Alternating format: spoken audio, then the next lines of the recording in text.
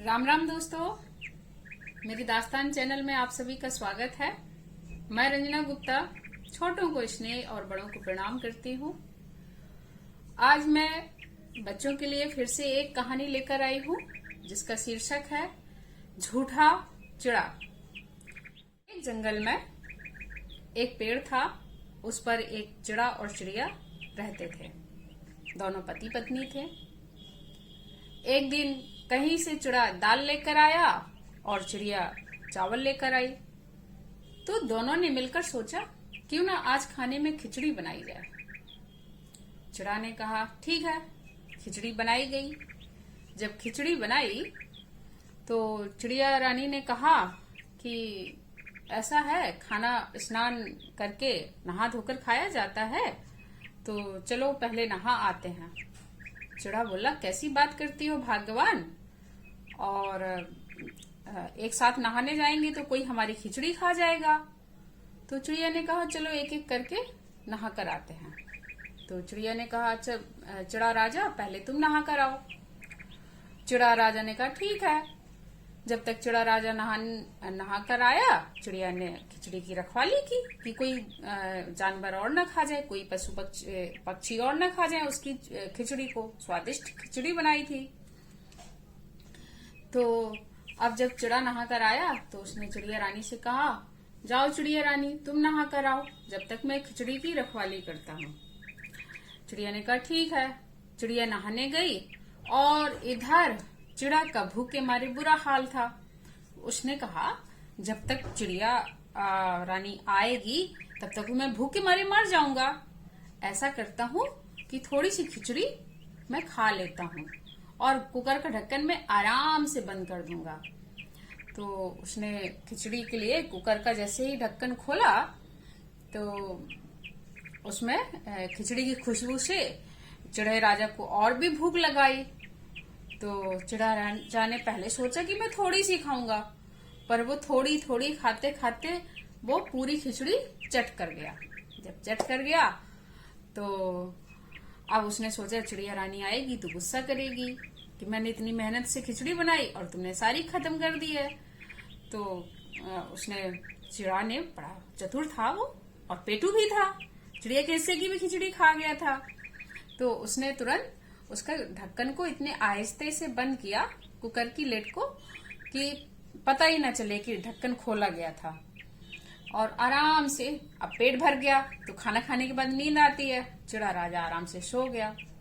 चिड़िया रानी आई तो उसने चिड़ा राजा से कहा मैं तो नहा धोकर आ चुकी हूँ, चलो आओ मैं खिचड़ी लगाती हूँ प्लेटों में। चिड़ा ने कहा हाँ हाँ लगाओ, वैसे मुझे ज्यादा भूख नहीं लग रही है अब। तो चिड़िया ने कहा क्यों? बोले पता नहीं क्यों, तुम लगाओ खिचड़ी में आता हूँ। चिड़िया ने जैसे ही ढक्कन खोला तो खिचड़ी तो गायब थी। अब चिड़िया ने कहा कि देखो इसमें तो खिचड़ी नहीं है, लगता मैं नहाने चली गई थी, तुमने खिचड़ी खा ली है, क्योंकि जब तक मैं नहाने नहीं गई थी तब तक खिचड़ी किसी ने भी नहीं खाई।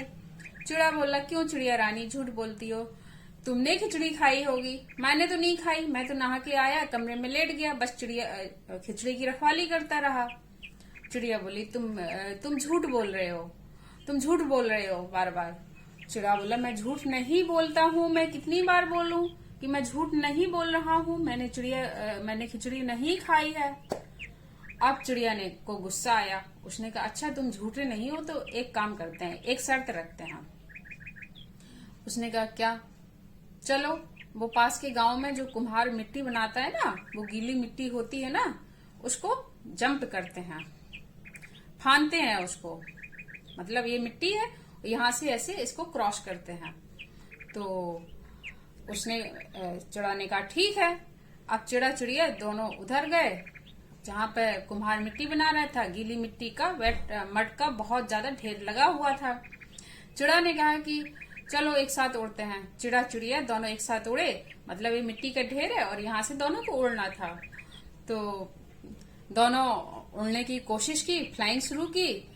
तो चिड़िया तो उड़ गई फुर्र, और चिड़ा गिर गया मिट्टी में। अब चिड़ा मिट्टी में गिर गया तो चिड़िया ने कहा कि तुमने खाई तुमने खाई तुमने खाई।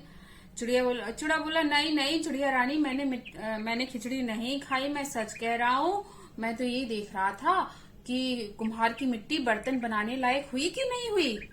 चिड़िया ने कहा, तुम अपनी बात नहीं मानोगे कि तुम झूठ बोल रहे हो, तो चलो एक बार और एक शर्त रखते हैं। तो उसने कहा कि क्या शर्त रखते हैं। तो चिड़िया ने कहा कि वो पास में कुआं है, कुआं समझते हैं ना बच्चों, अंडरग्राउंड वाटर टैंक होता है उसको।